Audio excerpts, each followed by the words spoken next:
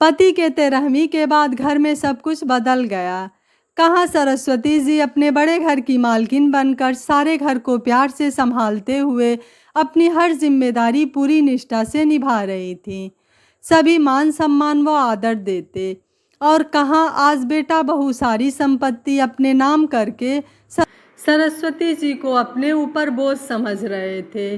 जिस माँ ने इतने साल प्यार से उनकी परवरिश करी, उनको आज बोझ लग रही थी। सरस्वती जी अपने कमरे में बैठकर रोज चुपके चुपके आंसू बहाती, अपने अपने दुर्भाग्य पर दुख करती और सोचती, इससे तो अच्छा मुझे भी ईश्वर उठा ही लेता, तो कम से कम बेटे पर भार तो ना बनती। पर शायद किस्मत में यही लिखा था। सरस्वती जी दिन भर घर के कार्यों में लगी रहती, और जो बचा खुचा बेटे बहू देते वही ईश्वर की इच्छा मानकर खा लेती, और अपनी कोठरी में जाकर अपने पति व अच्छे दिनों को याद करके दुखी होती रहती। आज तो सरस्वती जी को रात से ही बुखार है। सारी रात बेचैनी में ही निकाली, पूरी रात आंखों में ही निकल गई खांसते हुए, पर घर में किसी को कोई फर्क नहीं पड़ा। सरस्वती जी की पलंग से उठने की भी हिम्मत नहीं हो पा रही थी, पर कमरे से बाहर जाना जरूरी था। यही सोचते हुए वे धीरे से पलंग से उठीं। तभी बहू की तेज कड़वी बातें उन्हें बरामदे से बाहर आते हुए सुनाई दी। क्या आज सुबह की एक कप चाय भी नसीब नहीं होगी? मेरा सिर दर्द के मारे फटा जा रहा है, और अभी तक सुबह की पहली चाय भी नहीं बनी। हो क्या रहा है घर में?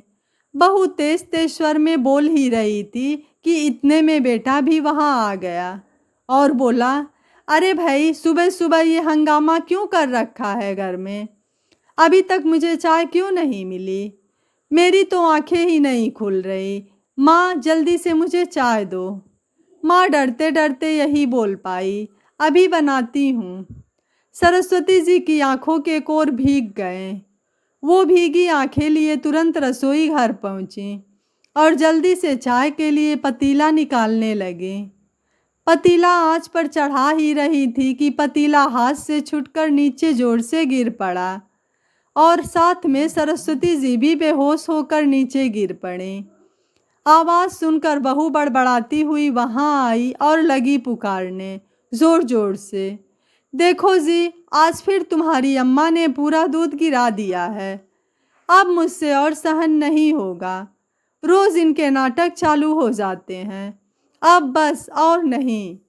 यह कहकर जल्दी से वो रसोई से बाहर निकल गईं। न जाने कब तक सरस्वती जी वहीं बेहोशी में पड़ी रहीं। जब आँख खुली तो अपने को उन्होंने अपनी कोठरी में पाया।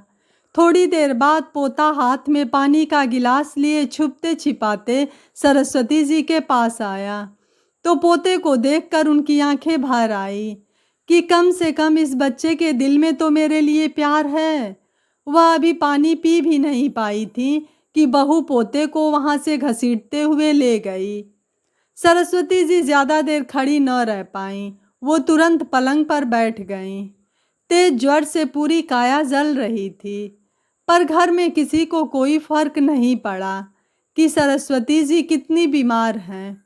आज पूरे 2 दिन हो गए, किसी ने उनके कमरे में झांका तक नहीं। भूख से उनका शरीर जवाब दे रहा था। ज्वर थोड़ा कम था, पर 2 दिन से उनके पेट में अन्न का एक दाना तक नहीं गया, तो शरीर भला कैसे चलता? वे रोटी के लिए तरस गईं, पर वहाँ कोई नहीं था जो उनकी परवाह करता। सरस्वती जी ने अब पक्का निश्चय कर लिया घर छोड़ने का, और ये भी कि अब किसी का मोह नहीं रखूंगी और कभी यहाँ वापस मुड़कर नहीं आऊंगी। रात को जब घर में सब सो रहे थे, तो सरस्वती जी निकल पड़ी घर छोड़कर और पहुंच गई एक मंदिर में भगवान से अपनी दुख पीड़ा बताने। अचानक उन्हें मंदिर से बाहर एक गाड़ी के आने की आवाज़ सुनाई दी, और साथ ही किसी महिला के रोने की आवाज़ भी। सरस्वती जी आवाज़ की दिशा में आगे बढ़ीं। उन्हें मंदिर की सीढ़ियों पर एक औरत रोते हुए दिखाई दी। उन्होंने पास जाकर उस औरत से रोने का कारण पूछा, तो औरत बोली, मेरे बेटे बहू मुझे रोज़ परेशान करते हैं। मेरी सब संपत्ति अपने नाम करके बेटा आज मुझे घर से निकाल कर यहाँ छोड़ गया। मैं अब मेरे बेटे के लिए बोझ बन गई हूँ, इसीलिए वह आज मुझे यहाँ असहाय अकेला छोड़ गया। वो रोते रोते एक सांस में सब बोल गई और सरस्वती जी निरुत्तर सी उस औरत को देखने लगी, जैसे अपना ही चेहरा आईने में दिखाई दे रहा हो। अपने ही जैसी हालत उस औरत की देखकर सरस्वती जी का दिल रो पड़ा। वह सोचने लगी कि क्या यही दिन देखने के लिए माँ बाप औलाद को पालते हैं, उनके आगे अपना कलेजा काट कर रख देते हैं, पर औलाद को अपने माँ बाप से कोई सरोकार नहीं। कैसी मानसिकता हो गई है आजकल के बच्चों की। सरस्वती जी उठी और उस औरत को सांत्वना देने लगी और अगले ही पल उन्होंने निश्चय कर लिया कि अब हम किसी पर बोझ नहीं बनेंगे। भले ही हमारी उम्र हो गई है, पर मेहनत हम आज भी कर सकते हैं। कम से कम किसी का एहसान तो नहीं लेना पड़ेगा। अब बहुत हुआ दूसरों का एहसान, अब केवल अपने लिए ज़िंदगी जिएंगे। ज़िंदगी भी ऐसी कि स्वाभिमान से जिएंगे और स्वाभिमान की ही रोटी खाएंगे। अगले ही दिन सरस्वती जी अपने व उस औरत दोनों के लिए काम तलाशने लगीं। कुछ दिन तो मंदिर के व पंडित जी के भरोसे मंदिर के अहाते में रहकर दिन गुजारे। फिर थोड़े दिनों बाद एक व्यापारी के यहाँ सरस्वती जी को और दोनों के लिए काम मिल गया। अब वे प्लाई व लकड़ी के सामान से भरी हाथ गाड़ी को खींचते हुए गोदाम से शहर की दुकानों तक पहुँचाने लगीं। बोझा ढोने पर उनके हाथ छिल जाते, पर चेहरे पर उन दोनों के सुकून भरी मुस्कुराहट छाई रहती। बोझा ढोने पर उन्हें बाहरी चोट तो लगी थी, पर अपनों ने तो उनके अंतर मन तक को चोट पहुंचाई थी। अपनी कमाई से अब वे अपनी जैसी और बेसहारा औरतों की भी मदद करने लगी थीं और अब स्वाभिमान की रोटी खाकर व स्वाभिमान भरी जिंदगी जीकर दोनों ही बहुत खुश रहने लगी थीं। दोस्तों, सरस्वती जी का हौसला काबिले तारीफ़ है।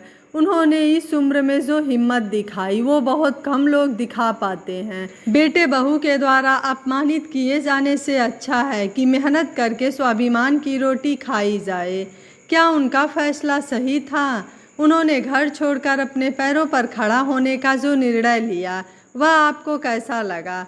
आप मुझे अपनी राय कमेंट बॉक्स में ज़रूर दीजिएगा। वीडियो पसंद आया है तो वीडियो को लाइक, शेयर एंड चैनल को सब्सक्राइब कर लीजिएगा। इस चैनल पर ऐसे ही प्रेरणादायक और सामाजिक कहानियाँ अपलोड होती रहती हैं। Thank you for watching. मिलते हैं अगली कहानी में।